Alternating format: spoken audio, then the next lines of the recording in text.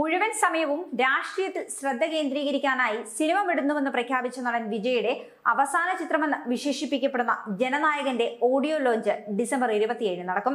മലേഷ്യയിലെ കോലാലംപൂർ ബുക്കിറ്റ് ജലീൽ സ്റ്റേഡിയത്തിലാണ് audio launch പരിപാടി അനൗൺസ് ചെയ്തുകൊണ്ട് കഴിഞ്ഞ ദിവസം നിർമ്മാതാക്കൾ ഒരു വീഡിയോ പുറത്തുവിട്ടിരുന്നു. വിജയുടെ സിനിമാ ജീവിതത്തിലെ നിർണായക ചിത്രങ്ങളായ ഖുഷി, ഗില്ലി, പോക്കിരി, വേട്ടക്കാരൻ, തുപ്പാക്കി, തെരി, മെർസൽ, ബിഗിൽ, മാസ്റ്റർ, ലിയോ എന്നീ ചിത്രങ്ങൾ പ്രതിപാദിക്കുന്നതായിരുന്നു ഈ ഒരു വീഡിയോ. തങ്ങൾക്ക് ആരായിരുന്നു വിജയ് എന്ന മലേഷ്യയിലെ ആരാധകർ തങ്ങളുടെ അനുഭവങ്ങളും വീഡിയോയിൽ പങ്കുവെക്കുന്നുണ്ട്.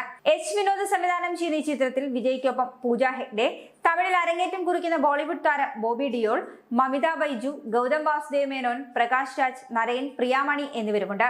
അനിരുദ്ധാണ് സംഗീതം നിർവഹിക്കുന്നത്. ചിത്രം 2026 ജനുവരി 9 പൊങ്കൽ റിലീസായി തിയേറ്ററുകളിലെത്തും. വെങ്കട് കെ നാരായണയാണ് KVN പ്രൊഡക്ഷന്റെ പേരിൽ ജനനായകൻ നിർമ്മിക്കുന്നത്. ജഗദീഷ് പളനിസ്വാമിയും ലോഹിത് NKയുമാണ് സഹനിർമ്മാതാക്കൾ.